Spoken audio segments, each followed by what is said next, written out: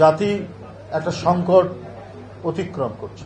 আমার বিশ্বাস জাতীয়তাবাদী শক্তি এই সংকট অতিক্রম করবে, এবং এই জন্যই করবে তারা দেখেছে বিভিন্ন পরিসরে যে আমাদের আচরণটা কি আর অন্যদের আচরণটা কি।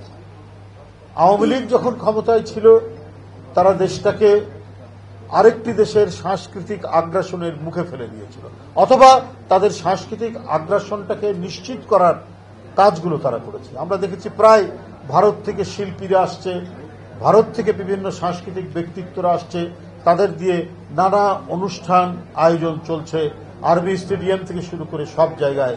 আপনার কলকাতা বোম্বের সব সুপারস্টারদের দিয়ে এখানে একের পর এক অনুষ্ঠান করা হচ্ছে।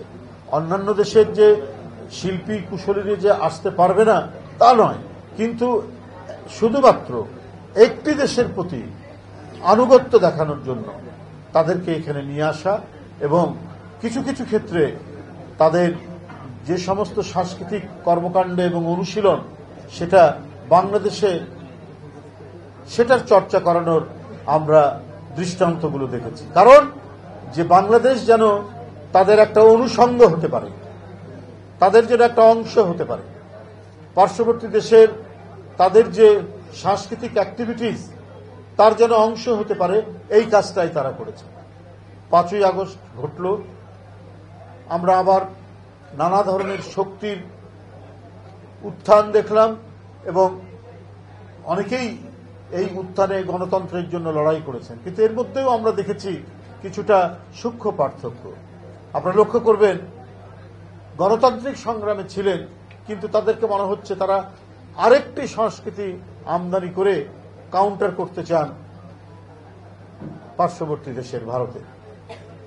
তারা এখানে কাওয়ালি নিয়ে আসছেন, তারা এখানে আরেক দেশের সব ইয়েগুলো শিল্পী কুশলীদের নিয়ে আসছেন। তো ফলে আমার কাছে যেটা মনে হয়েছে, বা আপনাদের কাছেই মনে হবে, যে একটা মানে যারাই করছেন শেখ হাসিনার আমল, তারা এক ধরনের সাংস্কৃতিক আধিপত্যকে আমন্ত্রণ জানিয়েছেন, আবার আরেকটি পক্ষ আরেকটি সাংস্কৃতিক আধিপত্যকে এখানে প্রতিষ্ঠা করতে চায়।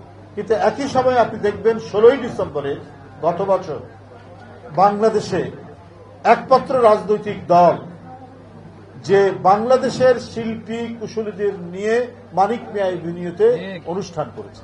তাহলে পার্থক্যটা কি? পার্থক্য হচ্ছে এটাই যে বিএনপি বাংলাদেশের যে মৃত্তিকা, পলিমাটি এবং লাল মাটির সৌরভের যে মৃত্তিকা, এই মৃত্তিকা মিশ্রিত যে আমাদের রাজনৈতিক ফিলোসফি, আমাদের সংস্কৃতির ভিত্তি, সেটাকেই সে চর্চা করে, এবং এগুলো মানুষ আস্তে আস্তে আরো জানবে। তখন বুঝবে আমাদের সাথে আওয়ামী লীগের কেন পার্থক্য, আমাদের সাথে জামাতের কি পার্থক্য।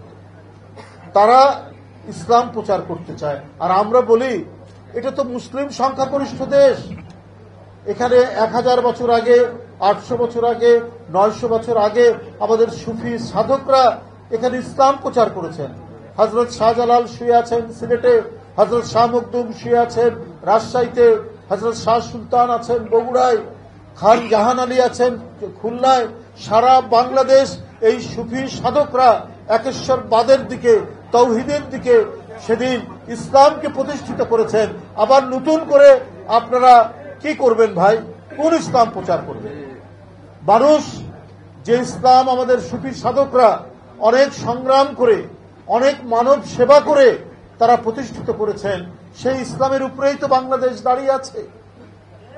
আপনারা আবার কোন ইসলাম প্রতিষ্ঠা করতে চান? আপনারা ইসলাম প্রতিষ্ঠা করবেন না মওদুদি তন্ত্র প্রতিষ্ঠা করবেন? এইটাও কিন্তু মানুষ ভাবছে, এবং এটা নিয়েও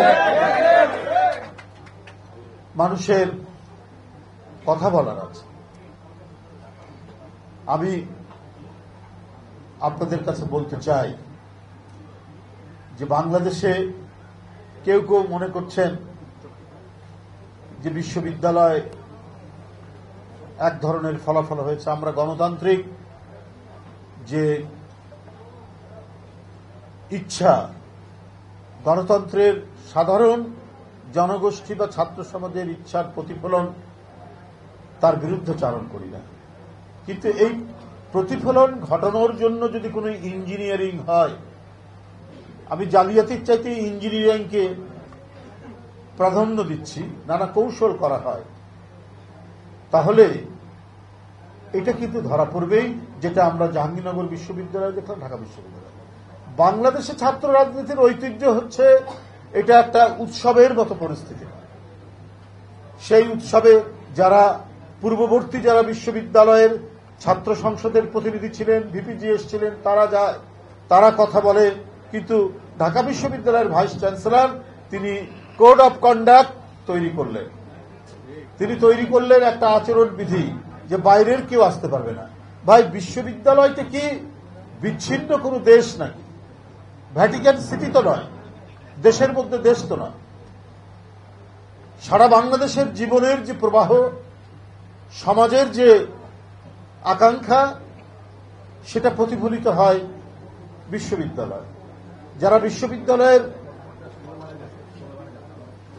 সাবেক ছাত্র, প্রাক্তন ছাত্র, তাদেরও বিশ্ববিদ্যালয়ের সাথে একটা মিথস্ক্রিয়া থাকে, একটা ইন্টারাকশন থাকে। এই কারণে ইউনিভার্সিটি অ্যালুমনাই আছে, ডিপার্টমেন্ট ওয়াইজ আছে, সব বিষয়ে, কারণ একটা বিশ্ববিদ্যালয়ের সাথে একটা সম্পর্ক রাখা। কারণ যে প্রতিষ্ঠানে 4-5 বছর একটি ছাত্র পড়ে, তার মধ্যে একটা আবেগ তৈরি হয়। ঠিক তেমনি ভাবে যারা ছাত্র রাজনীতি করেছে, ওই নির্বাচন আসলে তারাও গিয়ে বলে, তার সময়ের অভিজ্ঞতা বলে, সাধারণ ছাত্রদের বলে তার দলের পক্ষ থেকে। কিন্তু এই বিশ্ববিদ্যালয়ের ভাইস চ্যান্সেলর একটা উদ্দেশ্য সাধনের জন্য সরকারের কিছু মানুষের সাথে যোগসূত্র হয়ে তিনি হাত পা বেঁধে একটা একচেটিয়া নির্বাচন করার প্রচেষ্টা তিনি করেছেন, যাতে একচেটিয়া একটা ফলাফল তৈরি করা যায়।